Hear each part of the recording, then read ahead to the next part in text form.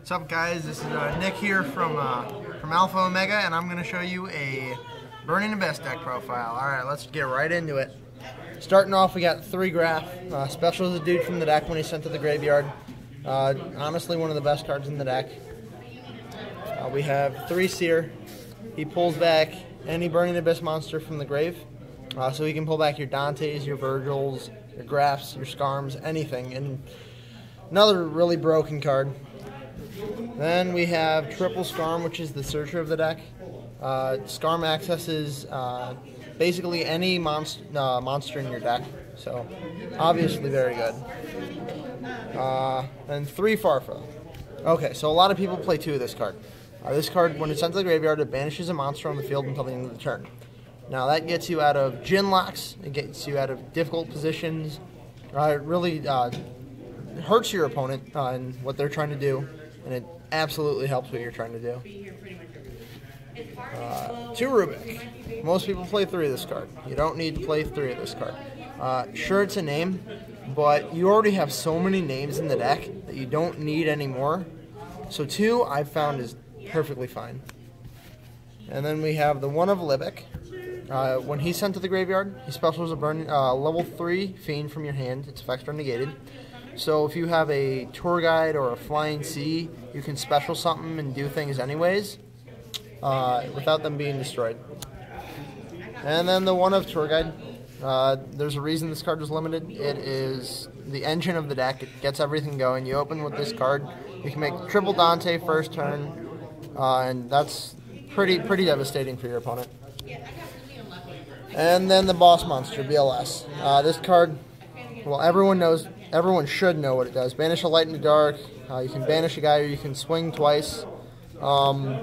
Really just a finisher. And then for spells, triple upstart, just to thin the deck out. Double mass change 2. You don't need more than 2 of this card simply because you only play 2 Dark Law in the extra deck, and you know, usually you're only going to resolve one of these. Foolish Burial, obvious plays with Graph and Seer and Skarm. And then a Regeki just to clear boards and go for OTKs. And then for traps, triple Fire Lake, Icarus Attack on steroids. I mean, this card, plus you get all your pluses from the Burning Abysses off of it, so why wouldn't you run 3?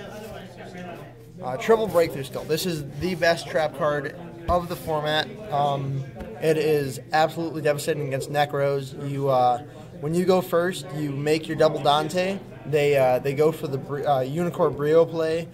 You break through skill their Brio on their turn, and then when your turn comes, you break through skill from the grave their Unicorn, so you can go off. Triple Wing Blast. This card can be mediocre against Necros, but it's really good against every other deck in the format. Simply because putting your opponent back a turn is just very proficient and very good. Next up, we got Double Karma Cut. Most people are cutting this for a Regeki break.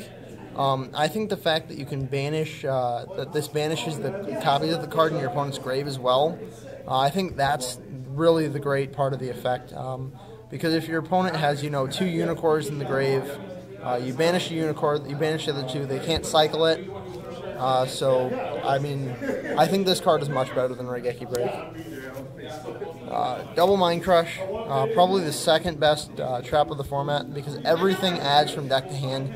Even against Burning the Mirror Match, if they activate a Burning Abyss in hand, you can Mind Crush it and it won't get its secondary effect because they can only activate 1 of the effects per turn. So they've already activated the 1, so you stop that effect and you stop their grave effect. Ring of Destruction, it's obvious, destroying one of your opponent's monsters is just can win games, especially if they have a monster with their exact life points left, you can game them with it. Warning, people don't like this card, but I think Warning's really good against the Denko Sekkas that get sighted in, or against the random ritual spells and the should-all fusions, and Tellers even. It can just abrupting your opponent's play is just awesome. And then the 1 Lonely Emptiness. Emptiness went to 1 for a reason. I don't think it needed to go quite to 1, but obviously you're still going to play the 1. For extra deck, we have the Double Dark Law, Mass Change 2 into it. Pretty broken against the format, honestly. We got Acid Golem, just for OTK plays, 2 Dante and an Acid Golem swinging direct is game. Chronomaly Crystal Chrononaut. Most people played this with the rank up Magic Astral Force. I think this card is just good against basically anything that can produce big beaters. Nightmare Shark, 2K direct swinger, can swing for game in any tough situation. I've used this many times. Alley card, Pop Problem back row. I guess it's not as good as a card as it used to be because a lot of the traps in today's format are very chainable, and so if they go face up, they're not destroyed, like Fiendish Chains and Emptinesses and stuff like that. Equipped Engineer.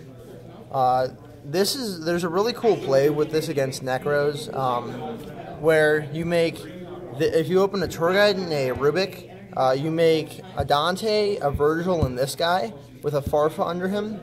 That way, when your opponent makes their Unicorn, you can detach from him, target itself. It won't go to defense, but Farfa will banish the Unicorn, so they can't make their rank 4 plays. Wind Up Zen Mains.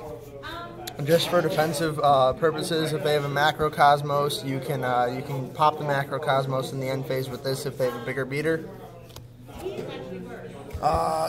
Double Downward Magician for overlaying on Dantes when you don't have many effects to activate and your Dantes are out of materials. And then the core of the extra deck, triple Dante and double Virgil. I think these are pretty self-explanatory. These are your big cards that you mainly go into. Side deck, double Majesty's Fiend. I've thought about switching these to Vanity's Fiends because if you're playing against Necros, they can ritual summon still, and they can make a Trish or a Valk and just swing over it. Double Flying Sea for Satellars in the mirror match. Satellars are going to have quite a big presence in the future of this meta, simply because everything else has been hit except Shoals, but they have a decent to good matchup against Shoals already, so I think playing this card is absolutely necessary. Double Maxi. This is for the mirror match, and I usually side one in against Satellars for the Trigger play when they go into the Vega, to the Altair, to the Deneb play. Just get a couple draws even if they're going to discard a card out of my hand. Double Veiler. I Veilered a Traverse today and it won me a match. I Veilered a Magellan against Rogue Medolce. Veiler is a very underrated card in this format, and I think it should see more play. Double MST. As you saw, there are no MSTs in the main because this card is just garbage against Necros. So I just side this in against the heavier back row matchups. Double Dark Hole, Necros, anything that can produce a whole lot of monsters in a short period of time. Double Mistake. It's probably the best card in my side deck. If I open this against mostly anything, I'll just win because of it. And then the one Crush Card Virus.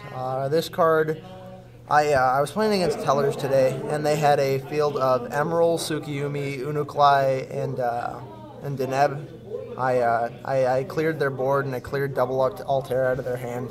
So, destroying things with 1500 or more attack is still really, really good, even if your opponent can't take damage. Alright, thanks guys. I hope to bring you maybe some more deck profiles pretty soon. See you, YouTube.